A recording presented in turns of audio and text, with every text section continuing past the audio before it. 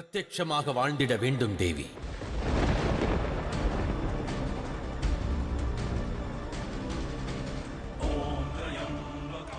எனது இந்த சரீரம் இல்லாத சமயத்தில் லோக நாயகியாக தாங்கள் தங்கள் கடமையாற்ற வேண்டும்.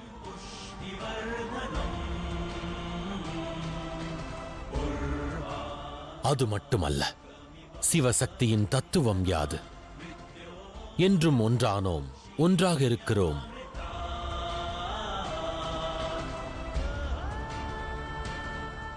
என்றும் ஒன்றாகவே இருப்போம்.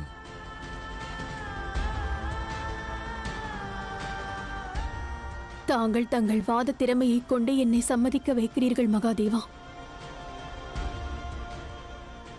எனக்கு என் கணவர், எனது சிவன்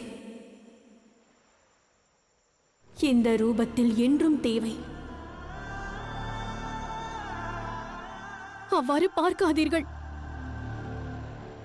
எனது சூழ்நிலையை புரிந்து கொள்வதற்கு முயற்சி செய்யுங்கள். எந்த பார்வதியால் 2 வினாடி கூட சிவனை பிரிந்து வாழ இயலாதோ, தங்கள் ரூபத்தை பாராவிட்டால் மறுகணம் கலங்குகிறாளோ, ஒரு சாமானிய பெண்மணியைப் போல் கண்ணீர் சிந்த துவங்குகிறாளோ, அவளிடம் தாங்கள் இன்று வாழ்நாள் முழுவதும் பிரிந்திருக்க வேண்டும் என்று கூறுகிறீர்களே மகாதேவா.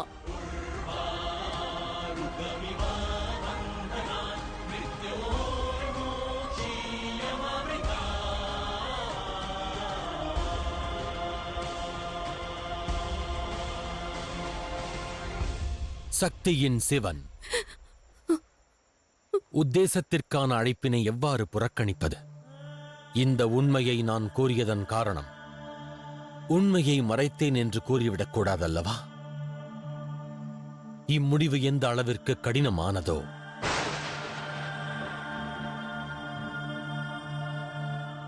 அந்த அளவிற்கு அவசியம்.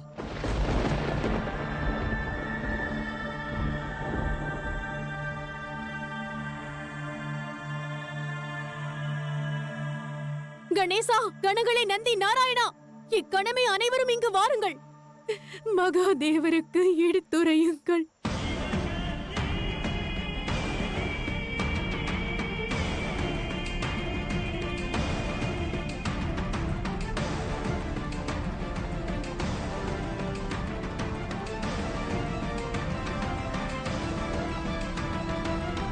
கணேசா, சற்று பொறுங்கள், பொறுங்கள். அட, முதலில் நான் உங்களுக்கு உதவி செய்கிறேன். அதன் பிறகு நான் உணவை உண்கிறேன். அதற்கு வாய்ப்பில்லை. தாங்கள் தான் இங்கு மூத்தவர். ஆகையால் முதலில் தாங்கள் தான் உண்ண வேண்டும். அமருங்கள். ஆனால் எந்த எதிர்வாதமும் கோராதீர்கள். தாங்கள் நிம்மதியாக அமருங்கள். நான் பாயாசம் எடுத்து வருகிறேன்.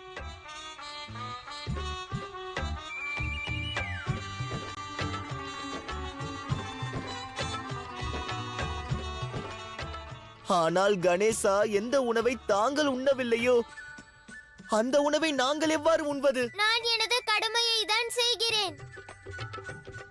தந்தை இங்கிருந்து சென்ற பிறகு கைலாயத்தையும் தங்களையும் பார்த்துக் கொள்ளும் பொறுப்பு என்னுடையது. ஆகையால் முதலில் தாங்கள் தான் உண்ண வேண்டும். மகாதேவர் எப்படியோ அவ்வாறே அவர் மைந்தன் கணேசனும். நம் அனைவருக்கும் பரிமாறிய பிறகுதான் அவர் உண்கிறார். சரி, அனைவரும் உண்ணுங்கள். பிறகுதானே என்னால் பாயாசத்தை உண்ண இயலும்.